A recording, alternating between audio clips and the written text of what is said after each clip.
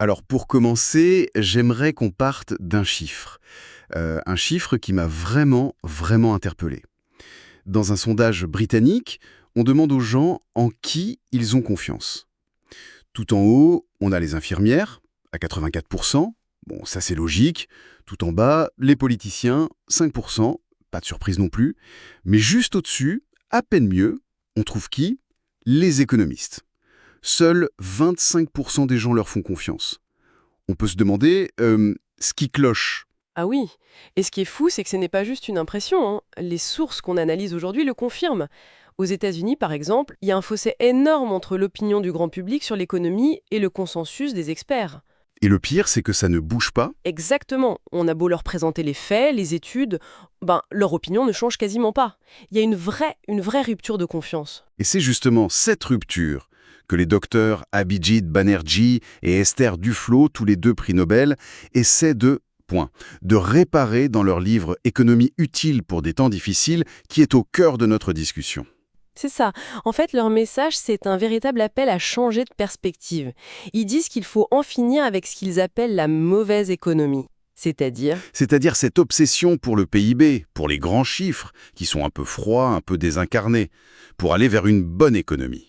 une économie plus humaine. Voilà, une économie qui met la dignité humaine et l'amélioration concrète de la vie des gens au centre de tout. D'accord. Alors pour voir ce que ça donne concrètement, on va se pencher sur 3 grands défis qu'ils analysent. D'abord l'immigration, ensuite le commerce international, et on terminera avec la question vertigineuse de la croissance. Et on va voir qu'il y a un concept, une idée qui va revenir tout le temps, comme un fil rouge. Ah oui, hein? C'est ce qu'ils appellent la viscosité de la nature humaine. C'est l'idée, au fond très simple, qu'on est beaucoup moins mobile, beaucoup plus attaché à nos racines que ce que les théories économiques voudraient nous faire croire. Très bien. Alors, commençons par le sujet qui déchaîne les passions, l'immigration. Quand on allume les infos, c'est toujours les mêmes mots. Crise, vague, déferlement. Incontrôlable. Exactement. On a tous ces images en tête. Le mur de Trump, les camps de réfugiés en Europe, on a l'impression que la planète entière est en mouvement. C'est l'impression générale, oui. Et c'est là que le premier chiffre du livre, il frappe très fort. Quand on regarde les données sur le long terme, depuis 1960, le pourcentage d'immigrants dans la population mondiale, il n'a quasiment pas bougé. Attends, sérieusement? On est toujours autour de 3%. Ce n'est pas une vague, c'est un courant stable. Seulement 3%? Et c'est stable depuis plus de 60 ans. Ça change absolument toute la perspective. On est très loin de l'invasion qu'on nous décrit parfois. Et d'ailleurs, le livre précise bien que le fameux pic de réfugiés en Europe en 2015-2016, c'était vraiment une anomalie. Dès 2018, les chiffres étaient retombés, et au final, à peine plus d'un tiers des demandes d'asile étaient acceptées. Donc la perception est complètement déformée. Totalement. L'exemple de l'Italie est incroyable. Là-bas, les gens estiment que la part des immigrés dans la population est de 26%. 26%. Et en réalité, Le chiffre réel, c'est 10%. On est sur une perception quasiment 3 fois supérieure à la réalité. C'est fou. Et cette peur, au fond, elle repose sur une logique économique très simple, celle qu'on apprend à l'école. la loi de l'offre et de la demande. C'est ça. On se dit, si des millions de travailleurs pauvres arrivent, l'offre de travail explose, donc mécaniquement, les salaires des locaux doivent baisser. C'est presque mathématique. Sauf que cette mathématique, elle oublie la variable la plus importante, l'humain. Et c'est là qu'on en revient à notre fameux concept de viscosité. D'accord. Les gens ne sont pas des atomes qui bougent juste pour une opportunité économique. On est profondément attaché à notre lieu de vie, notre famille, notre culture. C'est cette idée que déménager, ça a un coût qui n'est pas que financier. Il est aussi psychologique, social. C'est exactement ça. Et cette viscosité, elle explique pourquoi les gens ne partent pas en masse, même quand la situation est catastrophique chez eux. Le livre donne des exemples qui sont frappants. Prenez la Grèce au pire de la crise. Le chômage atteint 27%. Un désastre social. On aurait pu s'attendre à un exode massif, surtout des jeunes. Logiquement, oui. Eh bien non. Seuls 3% de la population ont émigré. La très grande majorité est restée. Ils ont serré les dents, ils se sont battus sur place. Donc les migrations de masse, celles qu'on voit aux infos, Elles n'arrivent que dans des cas extrêmes. La guerre, l'effondrement total d'un État, comme en Syrie. Et là, la motivation n'est plus économique, c'est une question de survie tout simplement. d'accord? Donc le flux est bien plus faible et moins sensible à l'économie qu'on ne le pense. Mais le livre va encore plus loin. Il dit que l'immigration est souvent bénéfique pour le pays d'accueil. Ça, c'est vraiment à contre-courant. C'est le cœur de leur analyse, oui. Ils démontent ce mythe de l'immigré qui vole le travail de l'autochtone. D'abord, un point tout simple. Un immigré, ce n'est pas juste un travailleur, c'est aussi un consommateur. Ah oui, bien sûr. Il achète à manger, il a besoin d'un logement, il va chez le coiffeur. Bref, il crée de la demande. Et ça stimule l'économie locale et ça crée des emplois. C'est l'effet taille du gâteau. Ils ne viennent pas juste prendre une part, ils aident à faire grandir le gâteau pour tout le monde. Précisément. Et il y a un deuxième effet qui est plus surprenant. L'immigration peut freiner l'automatisation à outrance. Comment ça? Quand une main-d'œuvre est disponible pour des tâches pénibles, les entreprises sont moins incitées à dépenser des fortunes pour acheter des machines qui remplacent les humains. L'exemple de la Californie dans les années 60 est hallucinant. Racontez. En 1964, les États-Unis arrêtent un programme qui permettait à des travailleurs mexicains de venir pour les récoltes. Du jour au lendemain, les fermiers californiens se retrouvent sans personne pour ramasser leurs tomates. Et donc? La réaction a été radicale. En à peine 3 ans, la récolte de tomates est passée de 0% à 100% mécanique. Et certaines cultures, comme les fraises, impossibles à mécaniser, elles ont tout simplement été abandonnées. Et la conséquence finale? C'est que les prix ont augmenté pour le consommateur et l'économie locale a souffert. C'est incroyable. Donc on a la demande qui augmente, l'automatisation qui ralentit, mais il reste cette peur de la compétition directe pour les mêmes emplois, surtout les moins qualifiés. C'est une crainte légitime, mais les données montrent que, souvent, il se passe l'inverse. La relation n'est pas une compétition, mais une complémentarité. Les immigrés prennent souvent les postes difficiles, mal payés, que les locaux ne veulent plus faire. Ce qui permet aux travailleurs natifs de... De monter en grade? Exactement. Eux, ils ont l'avantage de la langue, de la culture, ils peuvent donc évoluer vers des postes de supervision, de contact avec la clientèle, des postes mieux payés. Donc, au lieu de tirer tout le monde vers le bas, ça crée une sorte d'échelle sociale où chacun peut monter d'un cran. Et il y a un dernier point très important, sur l'esprit d'entreprise. Oui, et il est essentiel. Les études montrent que les immigrés sont surreprésentés parmi les créateurs d'entreprises. Le chiffre cité dans les sources est éloquent. En 2017, 43% des entreprises du classement Fortune 500 ont été créées par des immigrants ou leurs enfants. 43%, c'est énorme! C'est colossal. Ils ne viennent pas seulement prendre des emplois, ils en créent massivement. Bon, si je résume sur l'immigration, la peur est basée sur une vision très mécanique de l'économie, mais la réalité humaine, cette fameuse viscosité, change complètement la donne.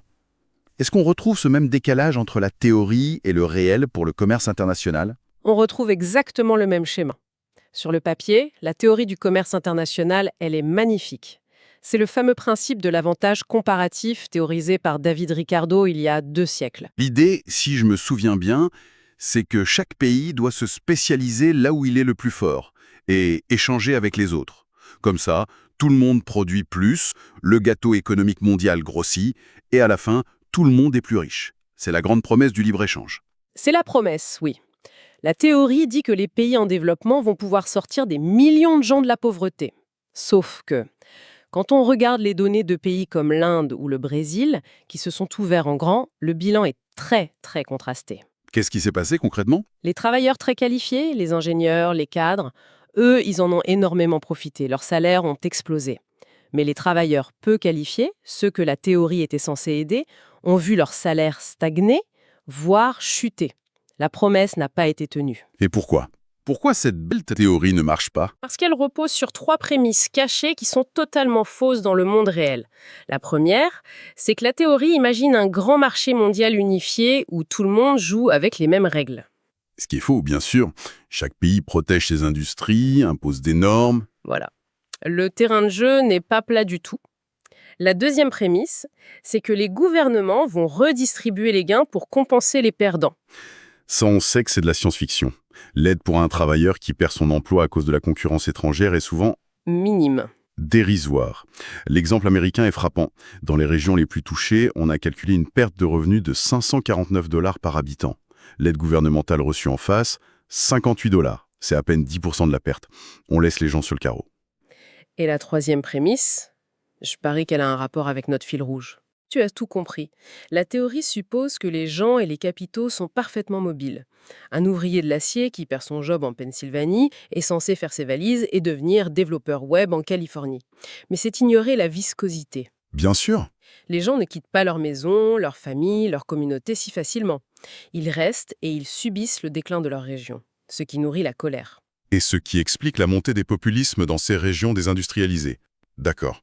Mais alors, si le libre-échange a tous ses défauts, est-ce que la solution, c'est le protectionnisme, le retour des barrières douanières? C'est la conclusion qui semble logique, mais les auteurs disent que c'est une très très mauvaise idée. Le protectionnisme, c'est la guerre commerciale, et dans une guerre, il y a des victimes des deux côtés. C'est un jeu à somme nulle, en fait. Voire négative, prenez la Chine. Elle achète 16% des exportations agricoles américaines. Si les États-Unis taxent l'acier chinois, la Chine va répliquer en taxant le soja américain. On sauve peut-être quelques emplois dans la sidérurgie, mais on en détruit des milliers dans l'agriculture en Louisiane. Pourtant, il y a bien un pays qui semble avoir tout gagné avec la mondialisation. C'est la Chine. Comment ont-ils fait? C'est vraiment un cas unique. D'abord, il faut relativiser. Les exportations chinoises ne représentent que 20% de leur PIB. C'est avant tout une économie tournée vers son immense marché intérieur. D'accord. Ensuite, ils ont massivement investi dans des infrastructures de pointe.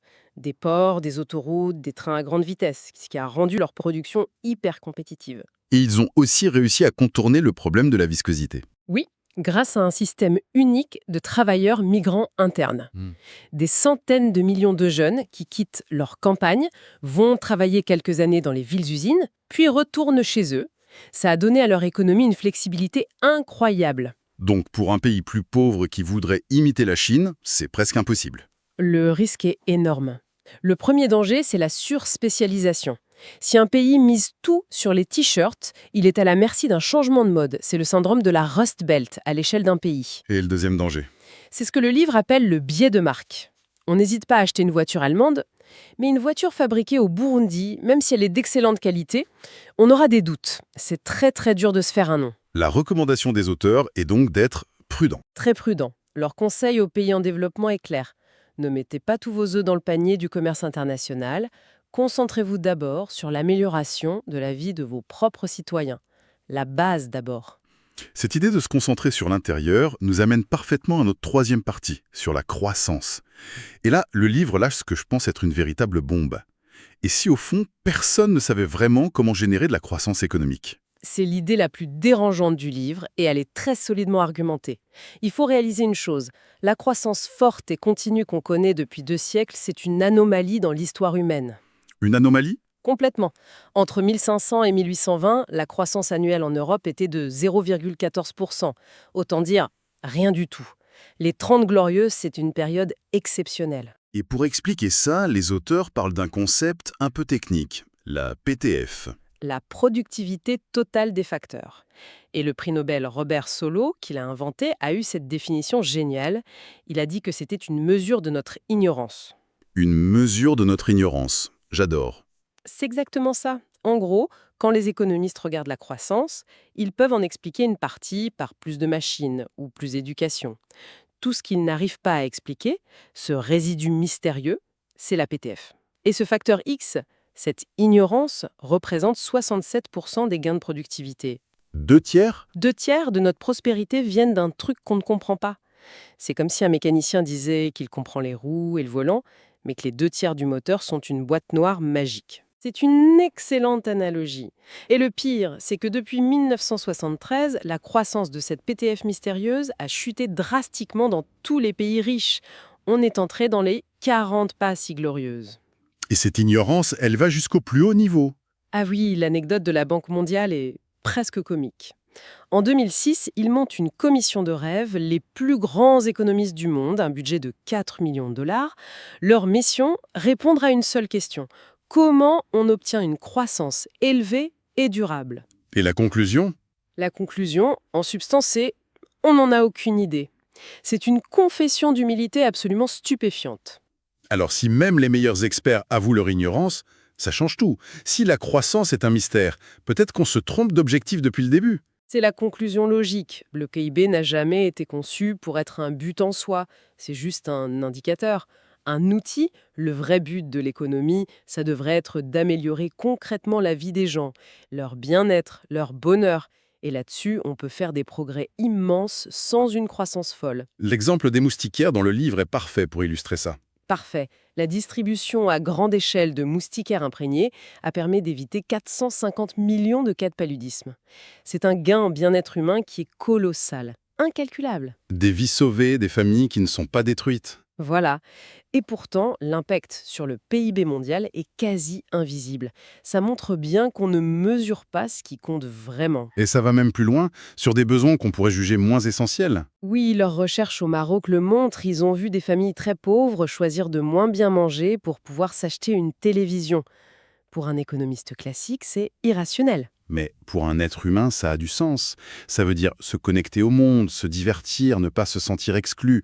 C'est une question de dignité. Exactement. Et ça, le PIB ne le mesurera jamais. C'est pour ça que la réponse facile, il suffit de copier le modèle chinois, est une impasse.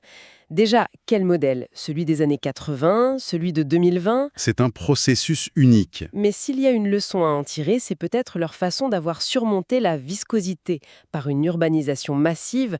En regroupant les gens, ils ont pu créer des pôles de compétences et résoudre plus efficacement les problèmes de logement ou d'éducation.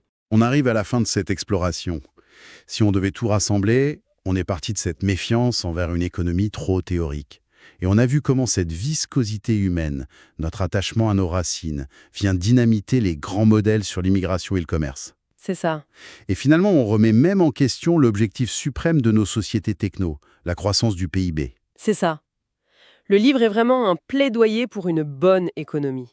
Une économie plus humble, qui part du terrain, des données concrètes. Une économie qui se souvient qu'elle est au service d'êtres humains complexes, avec leurs peurs, leurs espoirs, leurs besoins de dignité, et pas juste des agents rationnels dans une équation. Ce qui nous laisse avec une question ouverte, une pensée pour la suite. Si la croissance du PIB n'est pas le but ultime, et que le bien-être l'est, comment nos sociétés devraient-elles réévaluer la réussite ? Qu'est-ce qu'une entreprise, une ville ou même un pays prospère si l'on ne se base pas principalement sur des chiffres financiers ?